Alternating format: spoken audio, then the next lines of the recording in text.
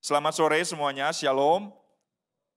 Sebelum menyampaikan firman Tuhan sore hari ini, saya menyampaikan sharing beberapa bagian tentang progres dari pembangunan GBI Ebenezer di Gunung Sitoli di Nias, Bapak Ibu. 2 minggu yang lalu saya berkesempatan untuk datang ke Nias dan kemudian Om Julius meminta supaya apa yang sudah terjadi, pembangunannya sampai sejauh mana bisa dilaporkan kepada jemaat. Saudara, pada bulan Oktober 2023 yang lalu, maka ada beberapa hamba Tuhan yang mendoakan sebidang tanah, yang mendoakan yang baju putih ini Pak Firman pernah melayani di GBI Bethel Tasik, dan kemudian dengan beberapa rekan hamba Tuhan di sana. Lalu berikutnya tanggal 17 Oktober didoakan, disampaikan laporannya kepada Om Julius, dan tahun yang sama pada bulan November kemudian tanah seluas 20 kali 50 meter ini bisa dibeli. Dan kemudian dari situ mulai dilakukan pembangunan. Nah, pada bulan ini ketika saya datang ke sana, inilah progres dari pembangunannya Bapak Ibu. Sudah mulai tembok naik di setiap sisinya, dan kemudian sebentar lagi akan dikeraskan di bagian lantainya untuk nanti kemudian dipasang keramik, dan juga sebentar lagi atap akan naik. Hamba Tuhan yang melayani di sana adalah Pak Sabar Jaya Gea. Ini Pak Sabar ini sebentar lagi akan menjalani pencalonan menjadi PDP di BPD Kepulauan Nias, dan kemudian dia beserta istri melayani di tempat tersebut.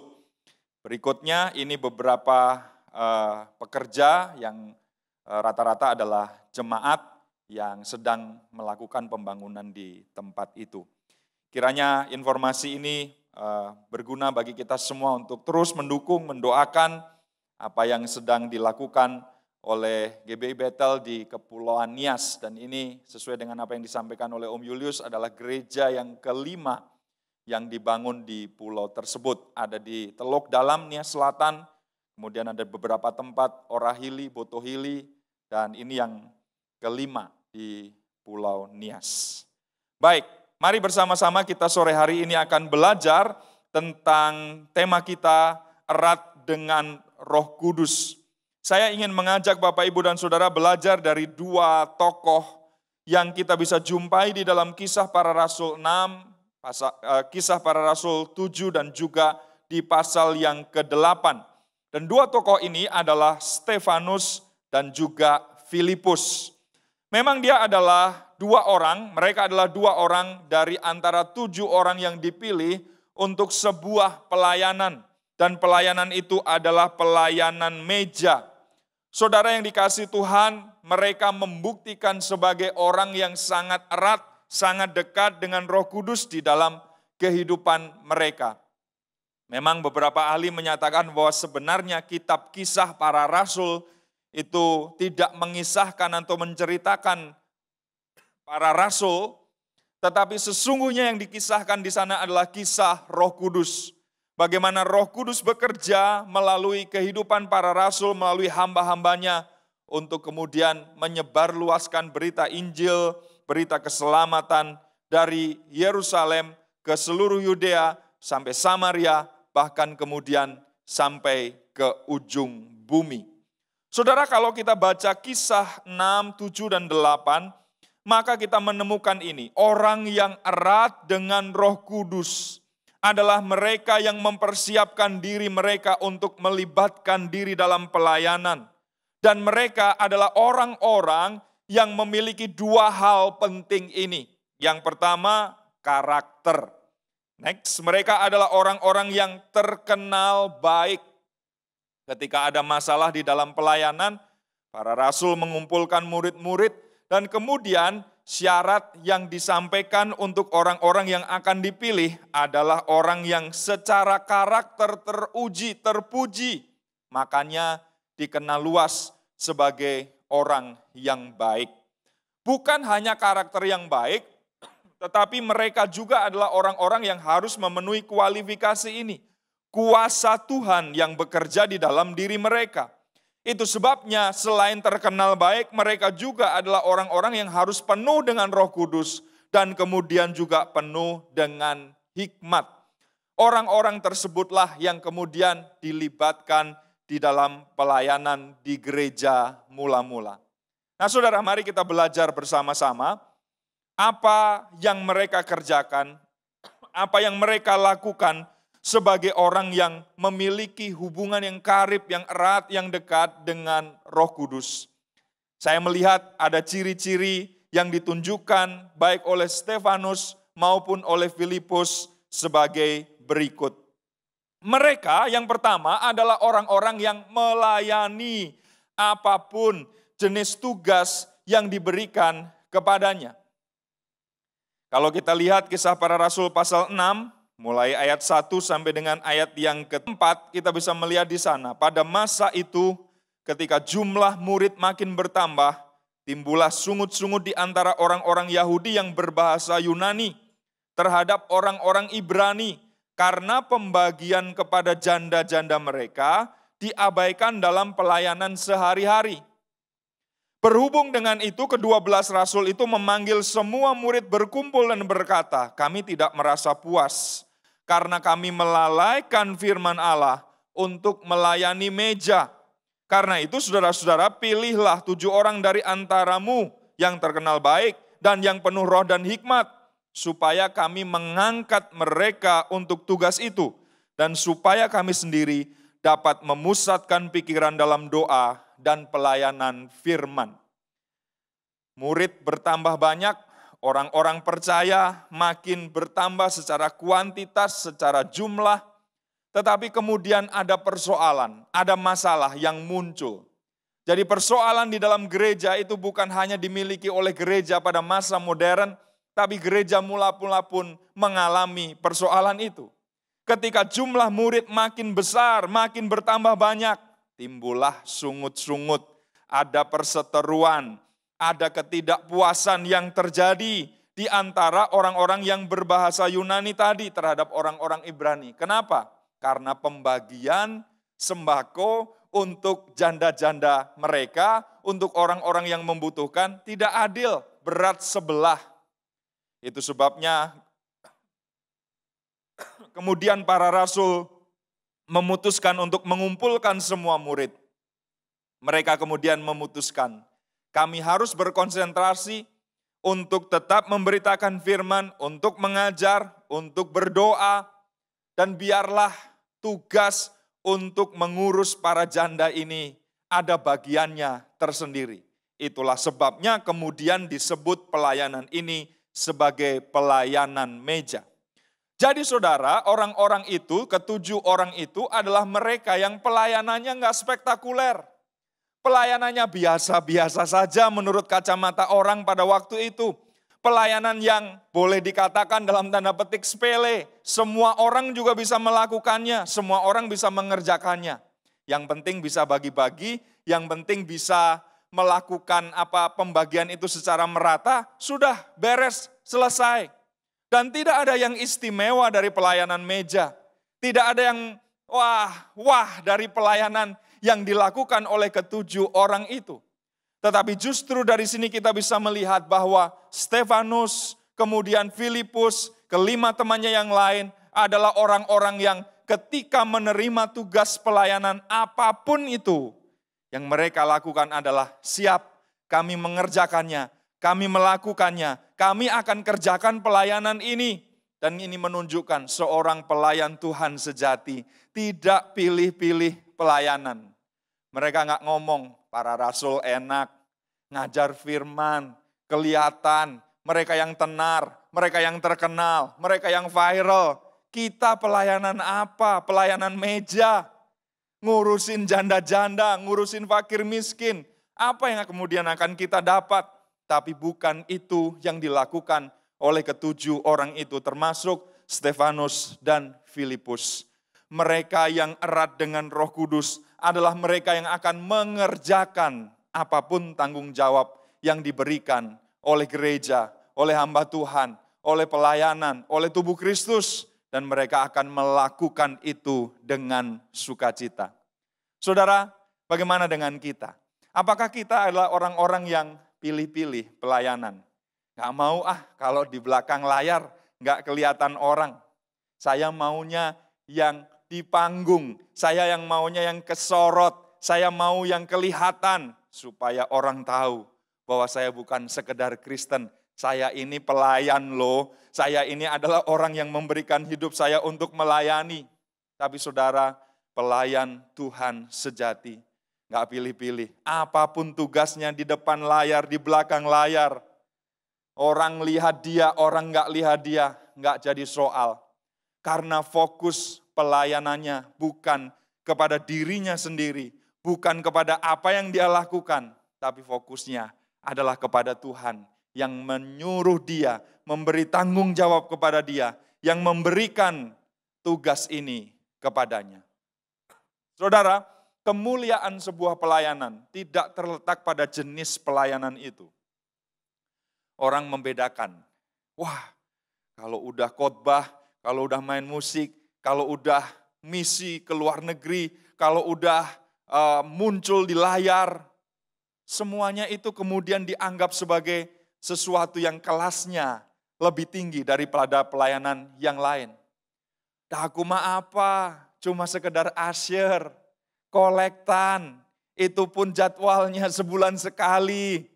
Enggak tentu mendapatkan tugas ini. Enggak akan viral, enggak akan dikenal orang, enggak akan dilihat orang. Inilah pelayanan yang kecil. Kemuliaan sebuah pelayanan tidak tergantung pada jenisnya. Kemuliaan sebuah pelayanan tidak tergantung juga kepada siapa yang melakukannya, siapa orangnya. Pada dasarnya, saudara dan saya, kita semua yang melayani adalah orang-orang berdosa yang sudah ditebus dengan darah yang mahal, yang sudah dibeli, dilunasi oleh Tuhan. Pada dasarnya kita semua adalah orang-orang yang layak dimurkai, tapi diselamatkan dan sesudah itu diberi kesempatan untuk melayani. Dan kemuliaan sebuah pelayanan tidak terletak pada siapa yang melakukannya. Tetapi kemuliaan sebuah pelayanan terletak kepada Tuhan yang memanggil kita. Karena itu apapun jenis pelayanannya, kalau itu adalah apa yang Tuhan mau, apa yang Tuhan suruh, apa yang Tuhan minta untuk kita kerjakan, mari kita lakukan. Tidak ada yang lebih tinggi, tidak ada yang lebih pendek, tidak ada yang lebih rendah di hadapan Tuhan. Enggak ada yang lebih berkualitas, enggak ada yang tidak berkualitas. Semuanya adalah hal yang sama. Asal motivasi ketika kita melakukannya adalah motivasi yang tulus murni untuk melayani Raja di atas segala raja. Bapak Ibu, mari sore hari ini kita berpikir bagaimana dengan tanggung jawab yang diberikan kepada setiap kita. Pelayanan apapun yang kita bisa lakukan, mari kita kerjakan dengan penuh tanggung jawab, dengan sukacita, karena Tuhan yang akan mempercayakan kepada kita hal-hal yang lebih besar lagi di dalam kehidupan kita. Saudara, apa yang terjadi ketika hal kecil yang diberi oleh Tuhan dikerjakan secara bertanggung jawab? Next. Kita bisa melihat bahwa pelayanan yang dikerjakan dengan rela, hasilnya luar biasa. Saudara, dalam pasal 6 ayat yang ke-7 dikatakan begini. Firman Allah makin tersebar. Jumlah murid di Yerusalem makin bertambah banyak. Juga sejumlah besar imam menyerahkan diri dan percaya. Kenapa semuanya itu bisa terjadi? Karena ada orang-orang yang cinta Tuhan. Karena ada gereja yang mau melayani Dia. Karena ada orang-orang yang mau terlibat apapun yang bisa saya kerjakan dan lakukan bagi Tuhan. Itu sebabnya kemudian ada laporan pertumbuhan gereja yang luar biasa. Jumlah murid makin bertambah banyak. Firman Allah makin tersebar, makin menggema. Bahkan banyak imam, sejumlah besar imam kata firman Tuhan menjadi percaya. menyerahkan hidup mereka untuk Tuhan. Hal yang kecil, kalau dikerjakan dengan kasih yang besar kepada Tuhan, dengan pengabdian yang tulus kepada Tuhan, dengan ketekunan kepada Tuhan, akan menghasilkan hal-hal yang besar dan luar biasa. Karena itu apapun pelayanan yang kita emban, kita pegang, kita lakukan sekarang. Nggak usah risau, nggak ada bedanya satu dengan yang lain. Hanya peran dan fungsi kita yang masing-masing. Tetapi tujuan kita adalah untuk melayani Tuhan yang sama. Lakukan, kerjakan dengan kekuatan kita, dengan setulus hati. Saya percaya ketika kita bertanggung jawab untuk apa yang kecil yang Tuhan berikan itu, Tuhan percayakan lagi kepada kita hal-hal yang lebih besar di dalam kehidupan kita. Kita bisa melihat bukti. Stefanus, pelayan meja, orang yang melayani janda-janda, fakir miskin, orang terlantar. Apa yang dia kemudian lakukan? Kita bisa lihat bahwa di dalam pasal 6 ayat 9 dan 10, pelayanannya mulai berkembang. Dia tidak hanya menjadi orang yang melayani meja, tapi di dalam ayat yang ke-9 dan ke-10, tetapi tampillah beberapa orang dari jemaat Yahudi yang disebut jemaat orang Libertini.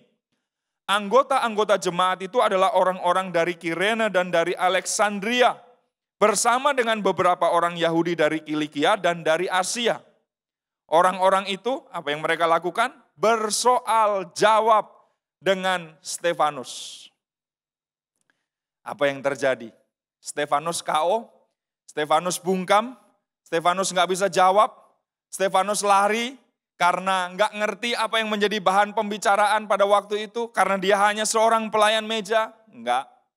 Ayat yang ke-10 mengatakan begini, tetapi mereka tidak sanggup melawan hikmatnya. Orang-orang itu tidak sanggup melawan hikmatnya, dan roh yang mendorong dia berbicara. Dari seorang pelayan meja sederhana menjadi seorang apologet yang bukan main-main, menghadapi orang-orang dari berbagai tempat, bersoal jawab, bisa menjelaskan dengan baik. Saudara yang dikasihi Tuhan, pelayanan kita adalah pelayanan yang berkembang, bertahap. Kita tidak memulainya dengan sesuatu yang besar. Kita tidak memulai dengan sesuatu yang spektakuler. Kita berangkat dari nol, dari bawah, lakukan yang kecil. Kerjakan terus, lakukan lagi. Tuhan percayakan berikutnya, pelayanan-pelayanan yang lain. Saya percaya ketika kita mengerjakannya dengan sungguh-sungguh hati, sama seperti apa yang terjadi di dalam kehidupan Stefanus. Apa yang terjadi dengan Filipus? Dia adalah seorang pemberita Injil yang luar biasa. Saudara, Kisah Rasul 1 ayat 8 mengatakan, kalau Roh Kudus turun ke atas murid-murid, mereka akan menerima kuasa. Lalu apa yang akan terjadi? Mereka akan menjadi saksi. Di mana? Yerusalem, lalu seluruh Yudea, kemudian Samaria, dan sampai ke ujung bumi. Kalau Bapak Ibu lihat Kisah Para Rasul itu penulisannya sistematis. Yerusalem digarap, seluruh Yudea digarap, sampai kemudian menyeberang ke Samaria, sampai kemudian Paulus membawa berita Injil hingga ujung bumi. Dan tahukah saudara, siapa salah satu tokoh yang menyeberangkan berita Injil sampai ke Samaria? Filipus. Ada beberapa nama Filipus di dalam Perjanjian Baru. Ada Filipus murid Yesus, tetapi juga ada Filipus di dalam pasal 6, salah satu rekan dari Stefanus yang dipilih untuk melayani meja. Nah, di dalam pasal yang ke-8, ayat 4 sampai ayat yang ke-6 dikatakan begini. Kisah Para Rasul 8 ayat 4 sampai 6. Mereka yang tersebar itu menjelajah seluruh negeri itu sambil memberitakan Injil. Dan Filipus pergi ke suatu kota di Samaria dan memberitakan Mesias kepada orang-orang di situ. Ketika orang banyak itu mendengar pemberitaan Filipus dan melihat tanda-tanda yang diadakannya, mereka semua dengan bulat hati menerima apa yang diberitakannya itu. Pertanyaannya, ini Filipus yang mana? Jangan-jangan ini adalah Filipus murid Tuhan Yesus. Mari kita mundur sedikit. ke ayat 1b dari pasal yang ke-8. Ayat 1b pasal 8 mengatakan begini, pada waktu itu mulailah penganiayaan yang hebat terhadap jemaat di Yerusalem. Mereka semua berarti jemaat di Yerusalem, kecuali rasul-rasul tersebar ke seluruh daerah Yudea dan Samaria. Jadi hanya rasul-rasul, ke-12 rasul, minus Yudas Iskariot yang sudah digantikan oleh Matias, termasuk di dalamnya adalah Filipus, tinggal di Yerusalem. Murid-murid yang lain, orang-orang percaya yang lain tersebar ke berbagai wilayah. Karena itu kalau kita lihat kembali ke dalam ayat yang kelima tadi, Filipus pergi ke suatu kota di Samaria. Ini adalah Filipus, temannya Stefanus di dalam Kisah Para Rasul pasal yang ke-6 tadi. Saudara, dari seorang pelayan meja, ngurusin sembako, pelayanan diakonia, pelayanan sosial, menjadi seorang pemberita Injil. Hasilnya orang-orang menjadi percaya, bulat hati, memberikan hidup mereka, menerima apa yang diberitakannya itu, bersedia memberikan diri mereka kepada Tuhan. Saudara, kita adalah orang-orang yang dipanggil untuk melayani Tuhan. Apapun yang kita bisa kerjakan, apapun yang kita bisa lakukan, yuk mari kita kerjakan dengan sungguh-sungguh, dengan tekun. Karena pada akhirnya Tuhan akan mempercayakan kita hal-hal yang lebih besar lagi. Gak peduli pelayanan kita dipandang sebelah mata oleh orang lain. Tapi kami sedang melayani Engkau ya Tuhan. Tapi kita sedang melayani Raja di atas segala Raja. Dan itu sebabnya Tuhan pasti akan memberikan kepercayaan yang lebih lagi. Yang kedua, orang yang erat dengan Roh Kudus kehidupannya adalah mereka yang kemudian melayani disertai dengan tanda-tanda. Saudara, pelayan-pelayan meja itu adalah orang-orang biasa, orang-orang kebanyakan seperti saudara dan saya. Tapi lihatlah bahwa kemudian mereka melayani dengan power, melayani dengan dunamos, melayani dengan kuasa. Dan tanda-tanda yang luar biasa ini terjadi atas mereka. Ini tanda-tanda yang menyertai Stefanus. Orang takjub, orang melihat bahwa karunia-karunia Roh Kudus, kuasa Roh Kudus bekerja melalui orang biasa ini. Mujizat dinyatakan. Hikmat Tuhan dinyatakan, bersoal jawab dengan orang-orang pintar, dengan cerdik pandai. Hikmatnya tidak bisa dikalahkan. Saudara yang dikasihi Tuhan, kalau orang erat dengan Roh Kudus kehidupannya, bangun relasi dengan Roh Kudus setiap hari, setiap waktu, ada kuasa yang bekerja di dalam dirinya, dan tanda-tanda ini akan menyertai dia. Apa yang terjadi dengan kehidupan Filipus sama juga, pelepasan dari orang-orang yang terikat atas roh jahat terjadi dalam pelayanan Filipus di Samaria. Orang-orang mengalami kebebasan dari keterikatan akan kuasa gelap. Orang-orang datang kepada Filipus minta didoakan, yang sakit kemudian sembuh. Penyihir mau mencoba menjajal kekuatannya, tapi kemudian kuasa terjadi atasnya, mujizat dinyatakan. Saudara, orang yang erat dengan Roh Kudus, hidupnya senantiasa berada di dalam budaya mujizat.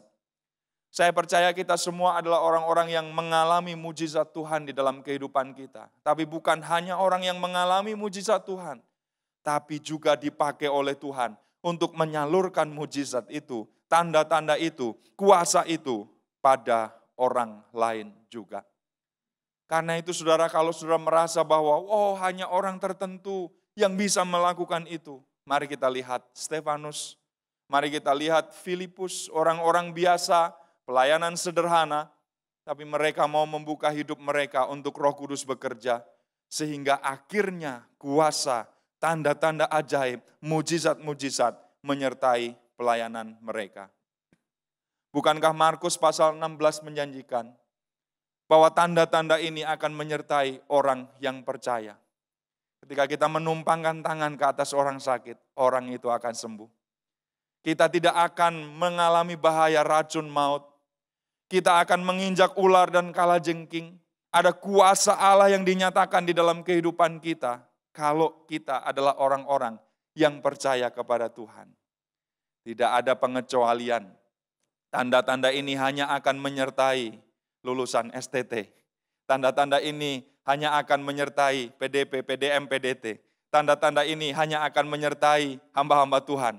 Nggak ada. Tanda-tanda ini akan menyertai semua orang percaya. Kuasa yang sama bekerja dalam kehidupan saudara dan saya. Karena itu ketika ada kesempatan, ketika ada kebutuhan, ketika ada orang-orang memerlukan, kita tidak perlu lari kepada siapapun. Lari kepada Tuhan. Nyatakan kuasa dan mujizat-Mu ya Tuhan. Ini ada orang kerasukan. Saya enggak ragu-ragu.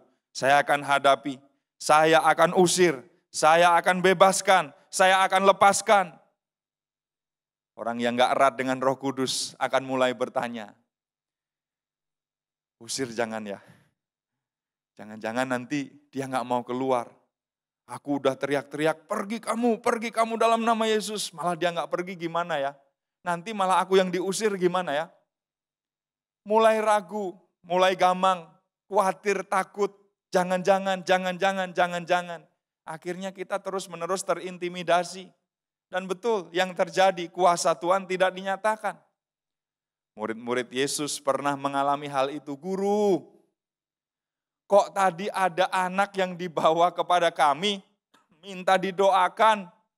Kami udah tumpang tangan, kami udah usir, kami udah doakan. Nggak terjadi apa-apa terhadap anak itu. Kenapa guru? Yesus berkata, karena kamu kurang percaya. Kurang percaya berarti ragu-ragu. Yakobus bilang orang yang ragu-ragu itu sama seperti ombak atau gelombang yang diombang-ambingkan oleh angin kian kemari. Jangan berharap bahwa orang yang ragu-ragu, yang meminta dengan tidak percaya sepenuhnya kepada Tuhan akan mendapatkan sesuatu. Orang yang berdoa demikian tidak akan mendapatkan apapun di dalam kehidupannya. Saudara, mari kita bangun iman percaya kita kepada Tuhan. Dan itu adalah hasil hubungan kita yang makin hari makin erat dengan Roh Kudus. Orang yang memiliki relasi akrab karib dengan Roh Kudus, kuasa-kuasa dinyatakan, tanda-tanda ajaib dinyatakan, mujizat Tuhan ditunjukkan. Mari kita hidup dengan budaya ini. Yang ketiga, apa yang terjadi dalam kehidupan orang yang hidupnya erat dengan Roh Kudus?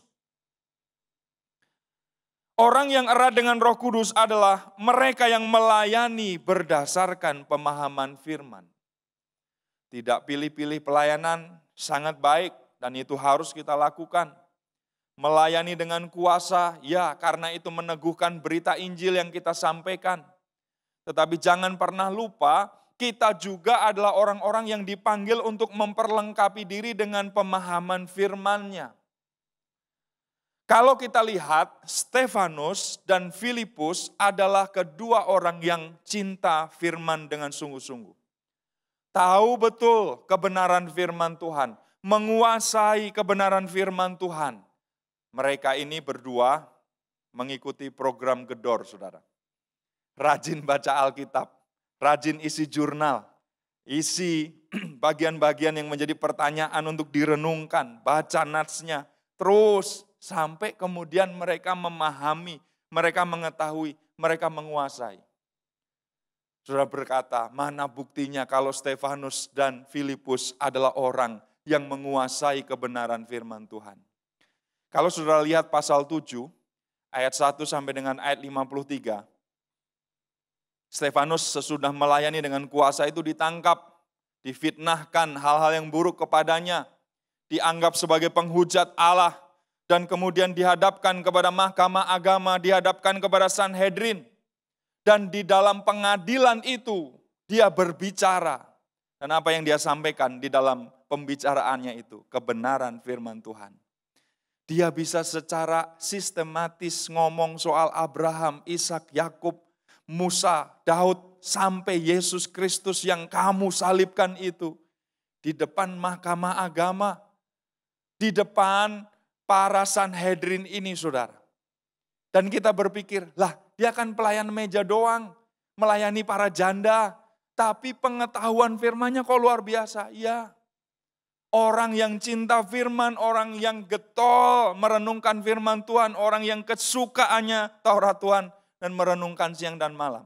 Yang menjadi isi di dalam hidupnya adalah firman Tuhan. Makanya yang keluar adalah firman Tuhan. Saudara, Stefanus dengan luar biasa bisa menjelaskan soal siapakah Yesus di hadapan mahkamah agama itu. Bagaimana dengan Filipus? Kita tahu kisah Filipus berjumpa dengan sida-sida di Ethiopia. Sida-sida dari Ethiopia itu dalam perjalanan pulang ke negaranya. Sesudah KKR besar-besaran di Samaria, Tuhan panggil secara khusus Filipus untuk melayani secara pribadi. Orang ini, sida-sida adalah pegawai istana, kepala perbendaharaan. Dan kemudian dia sedang membaca sebuah nas kitab suci.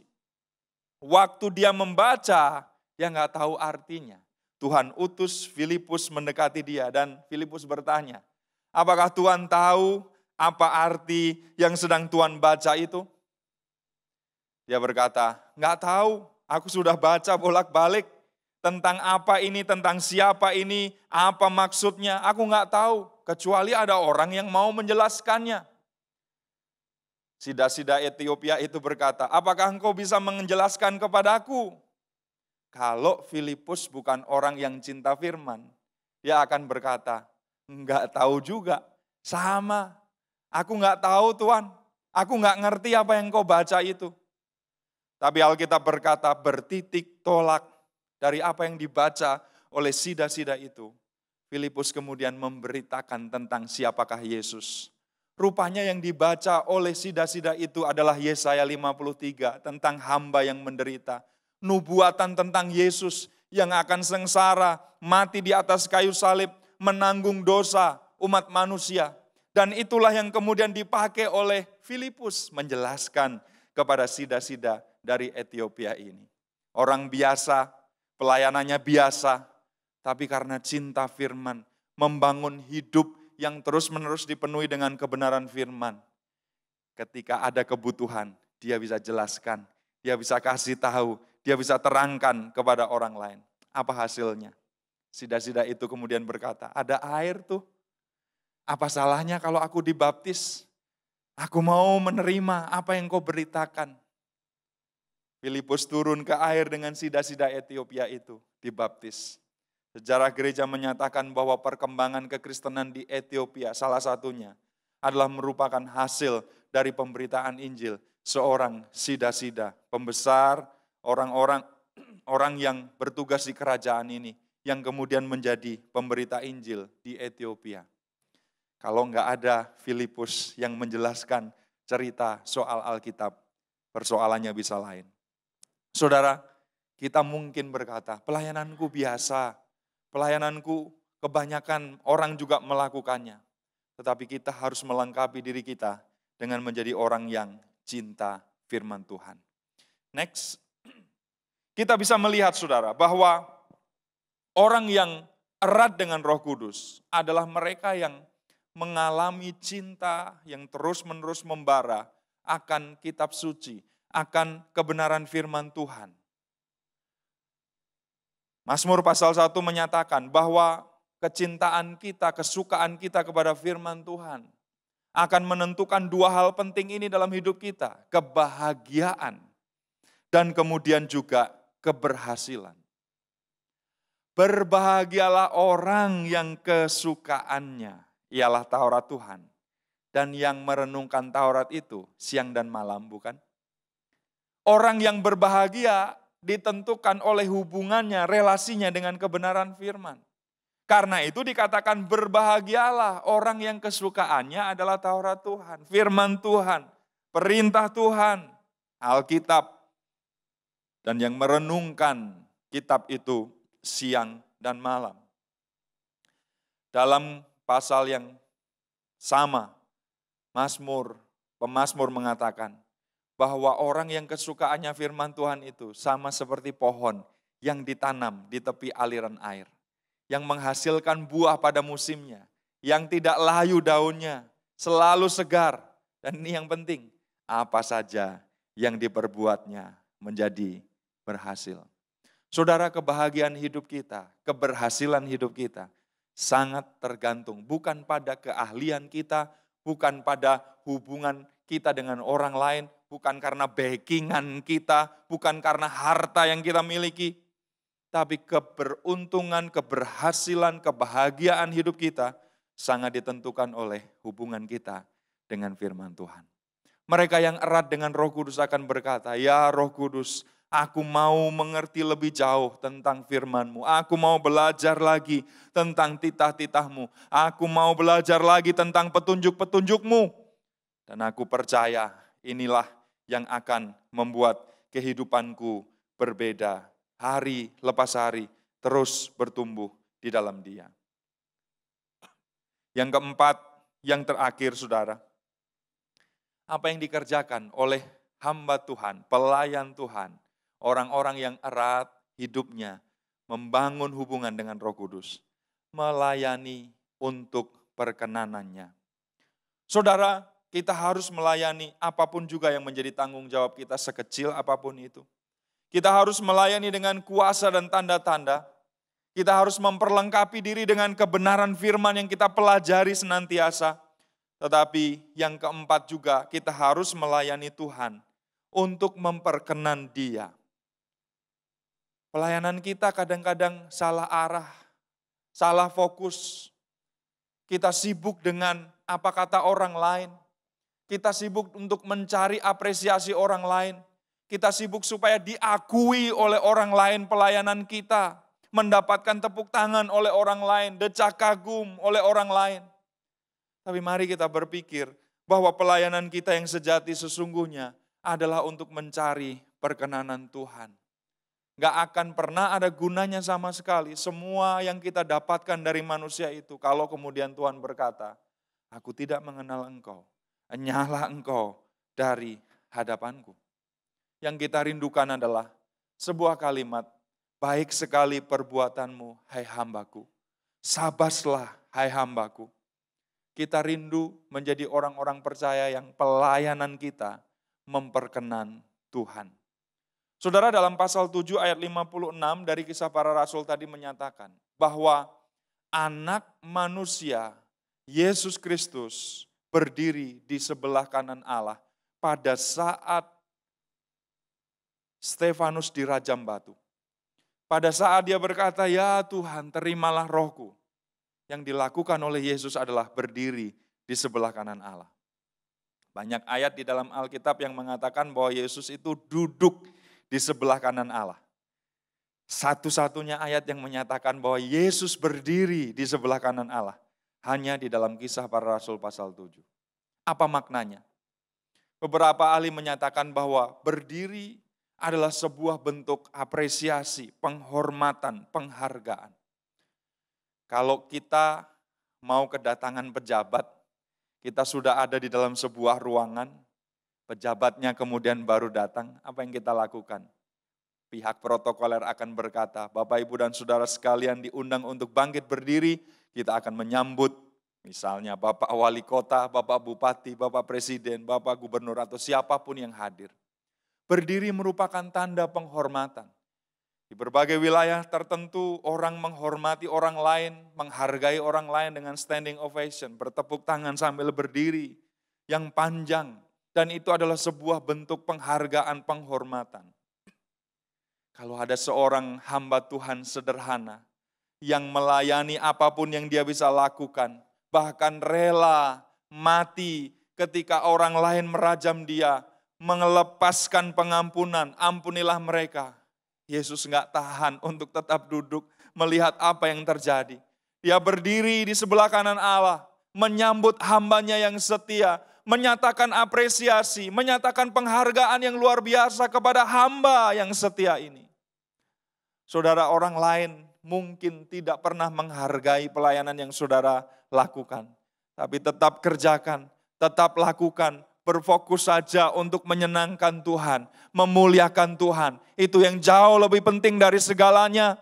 Dan jangan pernah pusing dengan apapun yang orang katakan. Sepanjang motivasi kita lurus, benar di hadapan Tuhan. Lakukan, kerjakan. Apa yang dilakukan oleh Yesus menyambut kita. Berkenan terhadap apa yang kita kerjakan. Jauh lebih dari cukup. Dari apapun yang kita butuhkan. Saudara, orang yang melayani dengan sungguh-sungguh hati adalah mereka yang fokus utamanya, Tuhan, biarlah namamu yang dipermuliakan melalui pelayanan saya. Bukan saya, bukan kebesaran saya, bukan keterkenalan saya, bukan ketenaran saya. Saya nothing, saya bukan siapa-siapa ya Tuhan. Saya hanya instrumen, saya hanya alat yang Tuhan pakai. Biar Tuhan disenangkan melalui apa yang saya lakukan. Hal yang sama terjadi di dalam pelayanan Filipus. Tuhan berkenan kepada apa yang dikerjakan oleh hambanya ini.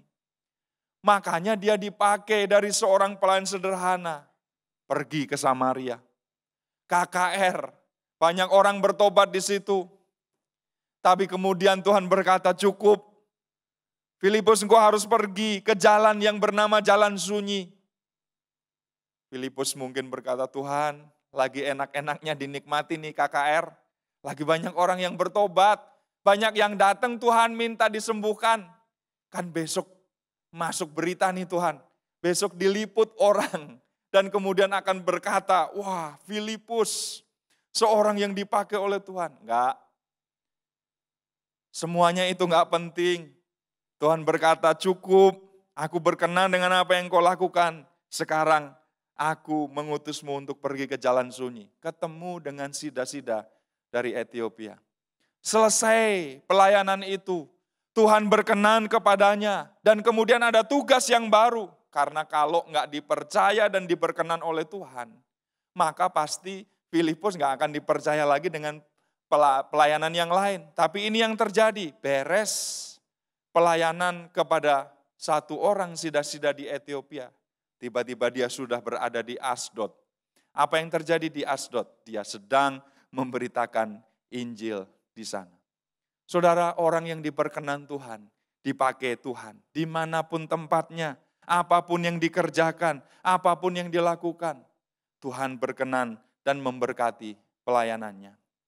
Hal ini menunjukkan bahwa Tuhan menghargai pelayanan-pelayanan dengan kesungguhan, dengan ketulusan, dengan sepenuh hati, dengan cinta yang besar kepada Tuhan yang dilakukan. Karena itu saudara, apapun juga yang kita lakukan di dalam pelayanan kita, mari kita kerjakan dengan sungguh-sungguh hati, karena Tuhan berkenan kepada semua yang kita lakukan. Saya mengundang pemain musik.